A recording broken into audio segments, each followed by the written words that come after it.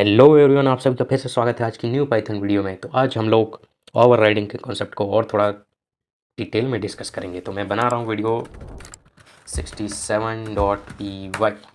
ठीक है, तो आज की वीडियो बहुत ध्यान से देखना। तो सबसे पहले मैं एक बना रहा हूँ क्लास ए।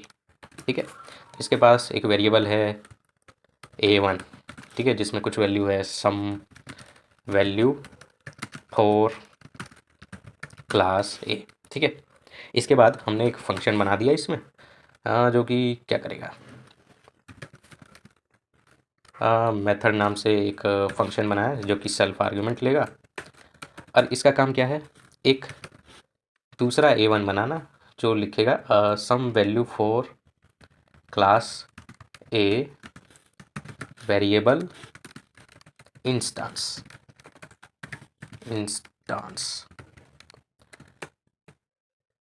ठीक है, तो ये हो गया ए वाले क्लास का काम। हम क्लास बी को मैं डिफाइन करने वाला हूँ जो कि ए को इनहेरिट करेगी।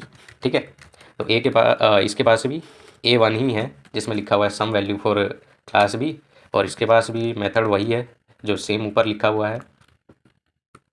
ठीक है, और यहाँ पे बस हम बी कर देते हैं। अब यहाँ पे हम करने वाले एक ऑब्जेक्ट बनाने वाले हैं बी क्लास का। अब जो होगा, जो मेन तांडव शुरू होगा। ठीक है, सबसे पहले मैं a1 को प्रिंट करवाऊंगा।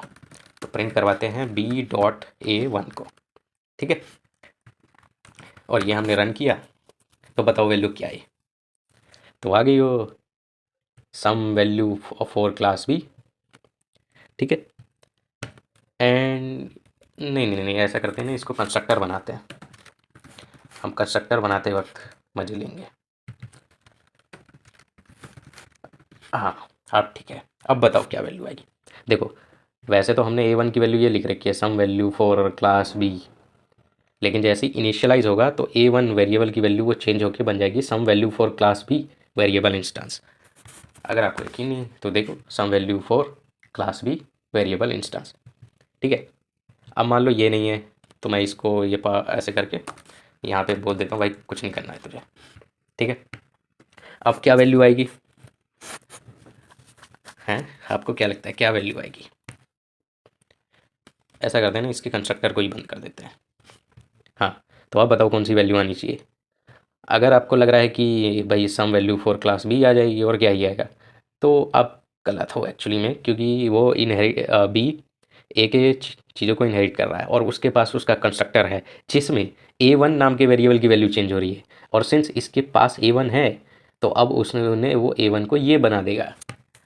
तो अगर मैं इसको रन करूँ तो ये देखो क्या आ गया, some value for class A variable instance. ठीक है, तो ये बना दिया उसने। ये इसलिए बना है क्योंकि कंस्ट्रक्टर कॉल हुआ था और कंस्ट्रक्टर के पास भी a1, क्योंकि ये अब सेल्फ से चल रहा है और सेल्फ में क्या गया है बी का एक ऑब्जेक्ट, तो बी का a1, तो बी का a1 तो ये रहा, और उसने फिर बना दिया भाई उसको some value for class A variable instance, और फिर हमने उसको प्रिंट करवा दिया।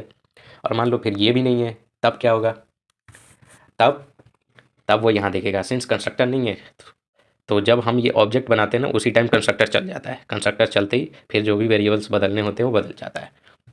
और अब मैं a1 को प्रिंट करवाऊँ तो आ जाएगा some value for class B. ठीक है, तो ये बहुत ही लाइक आपको लग सकता है कि ये अचानक क्या क्या हो रहा है, एक ही वेरिएबल पे इतनी चीज़ें कैसे हो रही हैं। तो इसको आप ध्यान से देखना तो आपको बिल्कुल समझ आ जाएगा बिल्कुल कि क्या हो रहा है इस वीडियो में। तो मैं फिर से कंस्ट्रक्टर को बैक करता हूँ पहले जैसा। ठीक है, तो दोबारा से एक बार रिवाइज करते हैं। तो जैसे ही मैंने बनाई ये बी क्लास का एक इंस्टेंस बना दिया बी में, और जैसे ही ये बनाया तो कंस्ट्रक्टर कॉल हुआ और कंस्ट्रक्टर ने a1 नाम के वेरिएबल जो कि बी क्लास में है, तो यहाँ पे a1 है तो ये इसने इसी a1 को बदल दिया कि some value for class B variable instance. और फिर उसके बाद b.a1 को जब हमने कॉल किया तो हमारे पास आ गई some value for class B variable instance. Okay, काम खत्म, ये हो गया। अगर आपको यकीन नहीं है ना तो ऐसे करो, रुको, इसके लिए मैं आपको ना एक चीज़ दिखाता हूँ कि प्रिंट करवाते हैं हम लोग बी के a1 की वैल्यू। ठीक है, और कंस्ट्रक्टर कॉल होने के बाद भी हम लोग प्रिंट करवाते हैं। ठीक है, अब रन करते हैं तो ये देखो ये आया ना some value for class B, और यहाँ पे भी वही आ रहा है। तो आप कह रहे हो कि भाई तूने तो बोला था बदल गया, पर ये बदले क्यों नहीं? वो इसलिए क्योंकि मैंने बताया था कि आपको सिर्फ एक फ़ोटोकॉपी पकड़ा गया है, फ़ोटोकॉपी में a1 की वैल्यू जो है वो प्रिंट करती है। तो अगर हम लोग करवाए प्रिंट बी डॉट डिक्शनरी, तो हम वहाँ पे वैल्यू देख सकते हैं।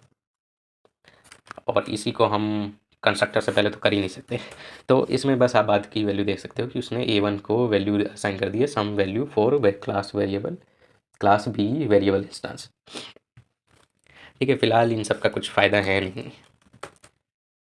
हाँ, ठीक है, तो ये ऐसे हुआ। फिर इसके बाद अगर आपने इसके कंस्ट्रक्टर को बंद कर दिया, तो अब सिंस बी वाले ने ए क्लास को इनहेरिट करी है और ए में कंस्ट्रक्टर है, तो वो रन करेगा जैसे ही आप ऑब्जेक्ट को बुलाओगे, इंस्टेंस क्रिएट करोगे, तो वो उसके इंस्ट्रक्टर वो कंस्ट्रक्टर बोलता है कि भाई A1 नाम का जो भी वेरिएबल हो ना, या तो बी में हो या ए में हो, कहीं ना हो, मतलब पहले B1 देखो, बी में है तो उसी को बदल दो, some value for class A variable instance कर दो, और फिर प्रिंट होते ही वो आ जाएगा some value for class A variable instance. और अगर इसको भी हम लोग बंद कर दे, तो अब कोई कंस्ट्रक्टर नहीं है, तो कोई वैल्यू इनिशियलाइज नहीं हुई है, तो वो डायरेक्टली इस वाले A1 की वैल्यू को देख लेगा। ठीक है, और वो ये प्रिंट करवा देगा। और अगर मान लो यहाँ पे भी नहीं है, तो यहाँ पे बस हम पास लिखेंगे और वो ऊपर वाली वैल्यू ले लेगा, भाई some value for class A. ठीक है, तो ये तो आपका था ओवरराइडिंग। अब हम लोग ना एक इम्पॉर्टेंट कीवर्ड के बारे में जानने वाले हैं, जो जिसका नाम है सुपर। सुपर सुपर कुछ नहीं, फिर आपको ऐसे लिखना होता है सुपर, बस ऐसे करके लिखोगे, तो इसको लिखते ही आप कह रहे हो कि भाई ए, इसका मतलब यही है कि जिसको भी इनहेरिट किया है ना, आप उसमें उसके जितनी भी चीज़ें वो अब इसको इसके बाद लगा के डॉट, जैसे मैं लिख दूँ A1, अगर आप इसे प्रिंट करवाओगे तो जो वैल्यू आएगी ना वो प्रिंट हो जाएगी। तो यहाँ आ गया some value for class A, जो कि ऊपर से हमने उठाई है। आप कह सकते हैं भाई ये वाली भी तो आ सकते हैं, पर वो इसलिए नहीं क्योंकि ये आपको डिफाइन करता है कि ये इसकी चीज़ है। तो ऐसे करके अगर आप यहाँ पे सुपर डॉट अगर आप यहाँ पे इनिट को रन कर दोगे, तो इनिट रन हो जाएगा, मतलब कंस्ट्रक्टर रन हो जाएगा। तो अगर मैं ऐसे कर दूँ ना, देखो सेल्फ डॉट A1, तो यहाँ पे ये वैल्यू है, लेकिन उसके बाद मैंने फिर वो ये जिससे इनहेरिट हुआ उसके कंस्ट्रक्टर को कॉल कर दिया, तो वो वैल्यू उसने कर दी A1 की some value for class A variable instance. तो अगर हम इसको रन करें तो हमें बी डॉट A1 की वैल्यू ये दिखनी चाहिए, सम वैल्यू फॉर दिस, ना कि ये। तो अगर हम इसे रन करें तो हमें वही वैल्यू दिखी है, some value for class A variable instance. ठीक है, तो ये हुआ। अब बोलोगे कि भाई सुपर की ज़रूरत क्या है, तो इसका ना कई बार ना ये होता है कि मान लो ये हमारी मेन क्लास है जिसे हमने ड्राइव किया है, तो इसके पास ना एक और वेरिएबल है जो कि इम्पॉर्टेंट नाम से है कुछ इम्पॉसिबल, ऐसे करके कुछ है। ठीक है, लेकिन आप भूल गए यहाँ पे कि है ऐसा है कुछ या नहीं है भाई। तो आप ना इसको भी इनिशियलाइज़ कर सकते हैं। सबसे पहले आप जिससे आपने ड्राइव किया है उसको इनिशियलाइज़ कर सकते हैं, एंड उसके बाद जो भी आप न्यू वेरिएबल्स बनाना चाहते हैं वो आप यहाँ से इनिशियलाइज़ कर सकते हैं। ठीक है, इसके बाद अगर आप इसे रन करेंगे तो ये इंपॉर्टेंट को भी आप यहाँ पे एक्सेस कर सकेंगे। तो अगर मैं प्रिंट करवा दूँ सुपर डॉट इम्पॉर्टेंट, तो इम्पॉर्टेंट की वैल्यू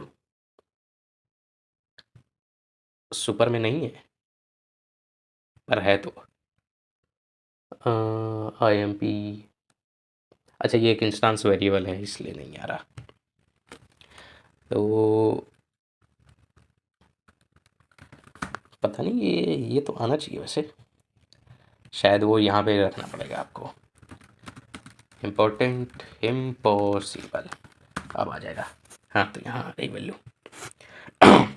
ठीक है, तो ऐसे करके ये सुपर वेरिएबल आपका वर्क करता है। सुपर ये जो भी कीवर्ड है कि उसकी मैपिंग कैसे करी जाती है इसके साथ, तो इससे रिलेटेड आप जो भी यहाँ पे वेरिएबल्स बने हुए हैं या फिर फंक्शंस आपके बने हुए उसको आप एक्सेस कर सकते हो। ठीक है, तो आई होप आप लोगों को ये समझ आ गया होगा। तो आज के लिए बस इतना ही, मिलता हूँ मैं आपसे नेक्स्ट वीडियो में। सी या बाय।